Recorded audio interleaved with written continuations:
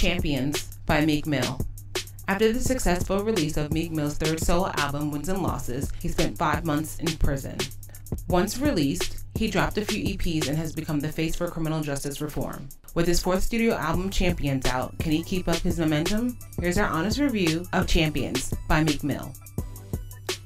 Champion by Meek Mill. When I heard the album title, I immediately thought like this was gonna be the new like anthem for Philadelphia.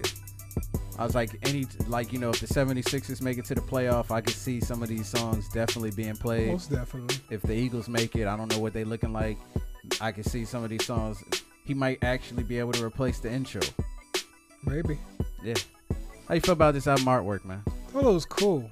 I thought it was like kind of like confusing at first because I couldn't see if he was like wearing a hoodie or something like that. But I like the look of it. It's really like flashy and everything.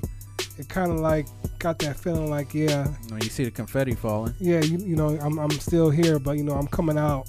You know, I'm kind of coming out into greatness, so to speak. So yeah, I thought it was pretty dope. Yeah, I agree with you 100%. Like Meek Mill has been, setting the tone with the EPs that he's been dropping. Yeah. And like when I first heard the title, I was kind of like, I don't know. But then when I actually heard the music, I was just like, yeah, this is definitely championship style return. Right. The flow of this album, man, the flow of this project, Meek raps over some of the most classic and triumphant beats. He's got some of the dopest features on this project, and he's finally hitting that balance that I've always hoped that he can hit, where he's channeling the streets and he's still giving you some game. Because it's like he's always done it. He's always done it. Like you go back and you listen to the Dream Chasers mixtapes, like it'd be a song where he's just dropping game and everything like that. But there were songs where he wouldn't do it at all. And I felt like he's finally got more closer to the balance that I wanted to hear from him personally. And I was happy to hear that. Yeah, I agree with you on that because it does seem like he threw more tidbits of game, even though like the subject matter will be something completely unrelated. And not other than that, but it really just sounds like a championship album. Kind of like, with everything that he's been through and everything like that.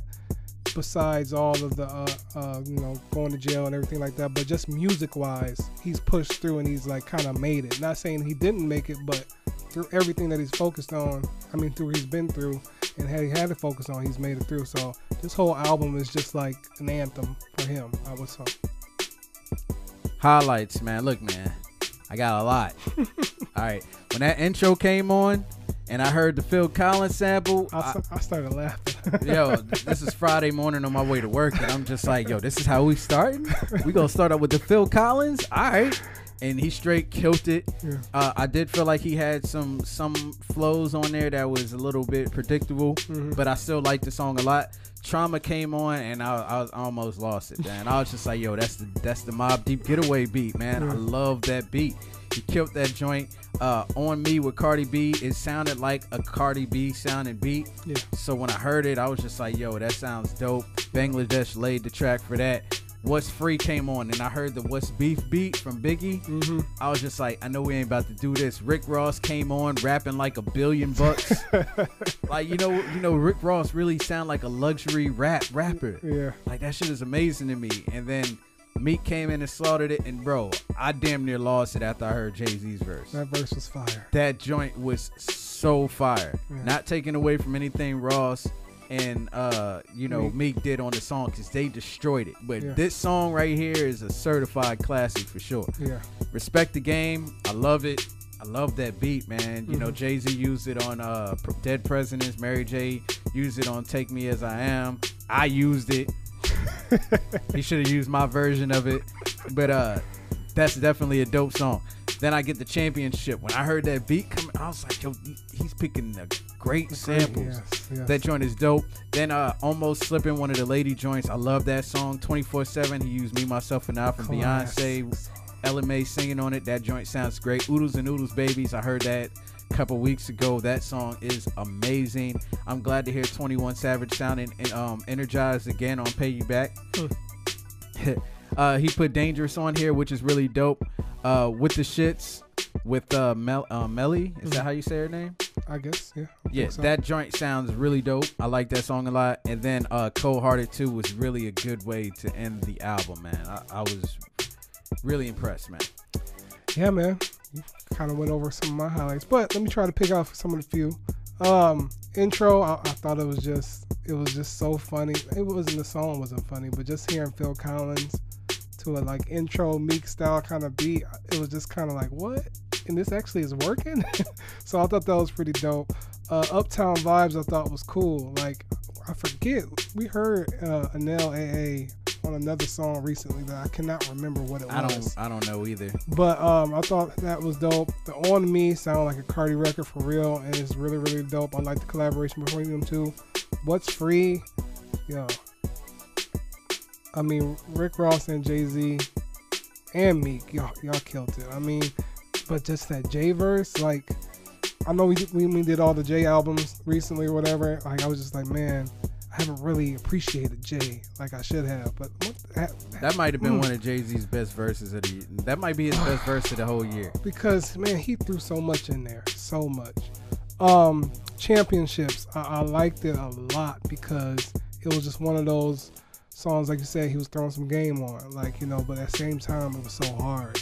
24/7, you know, that needs to be playing everywhere now. Because LMA killed that. And me killed it too. And Oodles and Noodles was really, really dope. Of course, we already love Dangerous. And I really like Cold Hearted too. Low lights, man. I ain't got that much to say. I just want to say, when Splash Warning came up and I heard Future's voice, after hearing 6 songs of straight bangers, you put Future right there to fuck it up. Like, I swear, this dude, he makes a career out of fucking shit up. Like, I'm dead ass serious. I'm so over Future. I hope this nigga gets $1 billion and he fucking retires, because this nigga sucks. Like, musically, he sucks. He came on that song. Yo, bro, you can't tell me he did not fuck your vibe up. You hear all of these songs, and then you get the Splash Especially Warning. after Respect the Game. Exactly. Yo, Future came, and he fucked it up.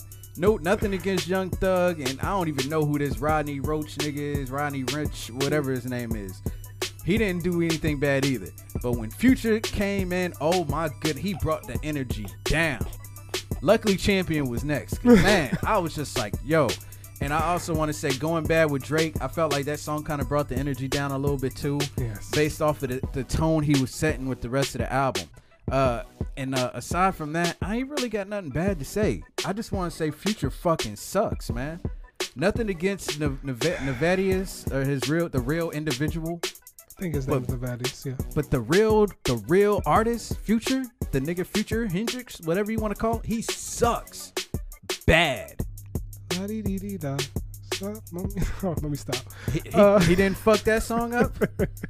I just wanted to make that reference. Oh my god, that dude is trash, man. I mean, just continue on his rant. Splash Warning definitely messed up the rotation or the build up of the album, because for the first 6 songs, I was just like, yo, Meek got him a nice classic album here. And that came on, and I'm just like, it had to happen.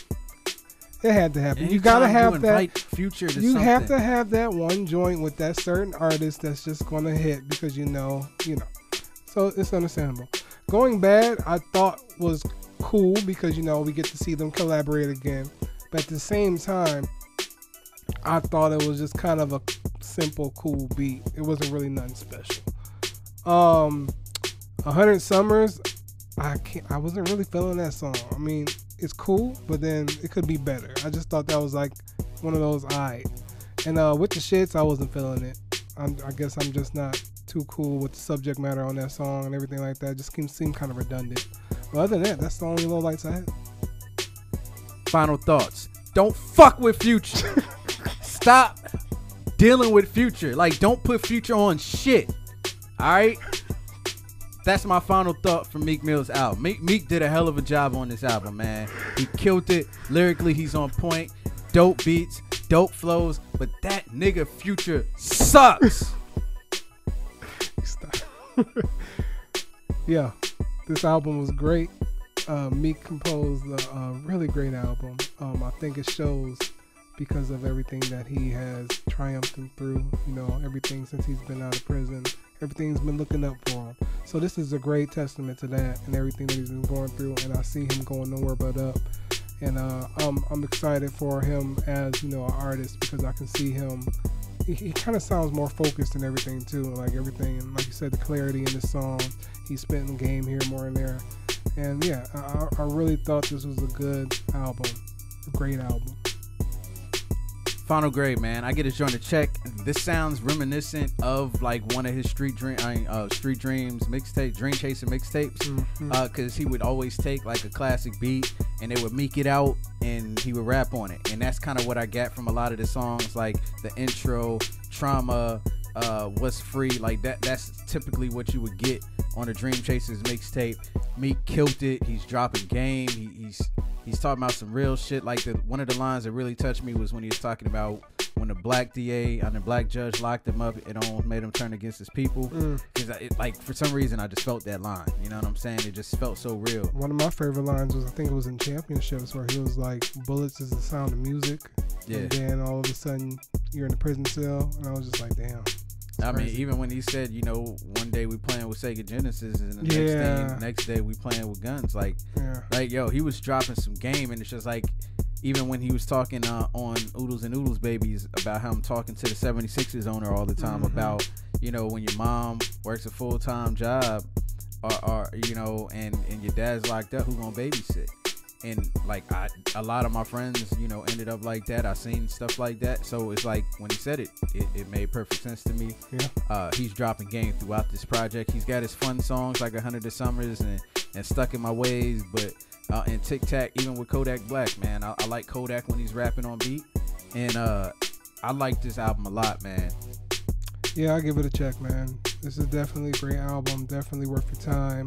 And you're definitely going to find a handful of songs that you're going to like from here. I want to break something because I just want y'all to understand that this nigga he does Future not like Future. Sucks he bad. Like I always try to give him a chance, and there's times where he impresses me, like on the damn Superfly soundtrack. He has some dope shit, but then he'll fuck around. And what the fuck is he talking about on Splash Warning? What is he talking about? I don't even remember. Why did Meek even let him do the hook? I kind of tuned the song out of my memory. Could have got Wale or some shit. Yeah, where was Wale? Yeah, where was Wale on here? You got fucking Future, bro. Future. Yeah, Wale. Like, that nigga sucks, man. Like I don't